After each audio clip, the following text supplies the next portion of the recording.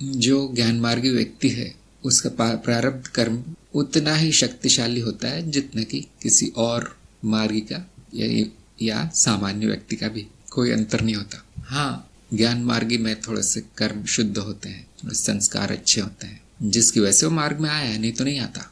और कितना मानना चाहिए, ये मानने का तो कुछ भी है नहीं है। अगर आप प्रारब्ध है या नहीं ये मानेंगे नहीं तो भी वो अपना कार्य करेगा, तो भी उसका प्रभाव दिखाई पड़ेगा। यह मानने की बात नहीं, जानने की बात है कि मेरा प्रारब्ध क्या है। और वो जानना भी आसान है, आपको आत्ममंथन करना चाहिए। जो ज्ञान सूत्र की हमने श्रृंखला बनाई हुई वीडियो की, उसमें आत्ममंथन नाम का एक वीडियो है, वो सभी को देखना चाहिए। अगर अपना प्रारब्ध जानना चाहते हैं तो कुछ समय बिताना चाहिए आत्ममंथन में।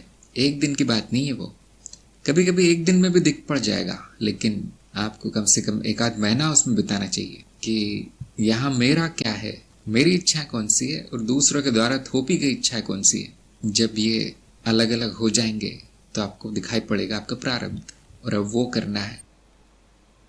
अगर उसमें ये दिखाई पड़ता है कि ज्ञान ही मेरा लक्ष्य है, ये बाहर से नहीं आया, ये किसी ने थोपा नहीं है, ये वो नहीं है जो मैंने मजबूरी में अपना लिया है, सबकी देखा देखी, यही वीडियो मिल गया मुझे, अब तो यही मार्ग है मेरा, इस तरह से कभी कभी वो भी हो सकता है कि प्रारब्ध में कुछ नहीं लिखा हो फिर भी आकर्षण हो जाए उस मार्ग में। लेकिन यदि आत्ममंथन के बाद आपके पास कोई विकल्प बचता नहीं है कि बस मुझे यही करना है, आध्यात्मिक मार्ग चुनना है और ऐसा मार्ग हो वैसा मार्ग हो, मुझे पूजा पाठ में रुचि नहीं है, मुझे योग वोग में रुचि नहीं, मेरी बुद्धि बहुत तेज है और इनकी बातें बहुत समझ में आती है, यही मुझे अच्छा लगता है, तो अब वही गुरु है और वही मार्ग है आत्ममंथन के बाद भी। इस तरह से सभी अपना अपना कर्म लेकर यहाँ आए हैं और उनको वही करना चाहिए और कुछ नहीं करना चाहिए अपने जीवन में। 2-3 ही बड़ी इच्छाएं होती है, बाकी सब समाज द्वारा थोपी गई हुई इच्छा होती है हमारी। जो आपकी इच्छा है उसको सबसे पहले रखना चाहिए। मेरी क्या इच्छा है जानिए, उसको पूर्ण कीजिए, उसके बाद अध्यात्म के लिए जगह खाली होगी मन में, और वहाँ पर जो भी ज्ञान, जो भी मार्ग आपको आकर्षित करता है उस मार्ग पर चलिए। इसको हम कहेंगे जीवन सफल हुआ।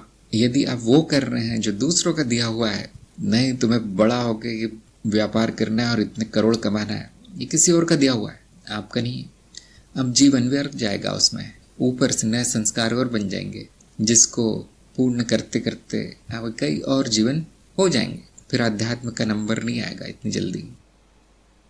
मैंने देखा है कि आम जनता और यहाँ तक कि अधिकतर साधक भी भटकते रहते हैं, उनको पता ही नहीं मेरे जीवन में करना क्या है। फिर कोई बोल देता है ये ऐसे ऐसे गुरु है, उनको सुन लो कुछ हो जाएगा, वहाँ जाते हैं, फिर कहीं और जाते हैं, फिर 1-2 प्रश्न कहीं से सत्संग में पूछाते हैं, उनको पता ही नहीं करना क्या है। जो आवेग आ गए उनके मन में उन्हें पूरा करने में लगे रहते हैं, तो उनका जीवन व्यर्थ जाता है। यहाँ तक कि उनको बताया जाए कि देखिए आप सही नहीं कर रहे, व्यवस्थित नहीं चल रहे हैं, कभी ये ध्यान कर लिया, कभी वो स्नान कर लिया, कभी कुछ कर लिया, पूजा कर ली, कभी ये किताब पढ़ ली, कभी वो, ऐसे शुरू में व्यक्ति भटकता है। तो सभी लोग करते हैं ऐसा, कुछ इसमें इतना बुरा नहीं है।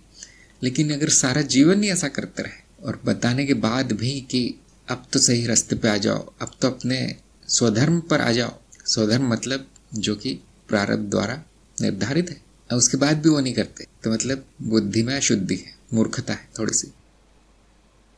जब वो बहुत धक्के खा लेता है व्यक्ति, उसके बाद मंथन शुरू होता है कि मैंने ये सब क्यों किया, मैंने गलतियां ही गलतियां की अपने जीवन में और कुछ नहीं किया। तो जब वो मंथन शुरू होता है तब शांति होती है, थोड़ा शांत चित्त हो जाता है उस व्यक्ति का। जिसकी ये अभी तक स्थिति नहीं पहुंची है उसका कोई भविष्य नहीं, उसका जीवन व्यर्थ ही जाने वाला है। जिसने आत्ममंथन नहीं किया व्यर्थ है उसका जीवन, फिर उसको न गुरु मिलेगा न मार्ग मिलेगा।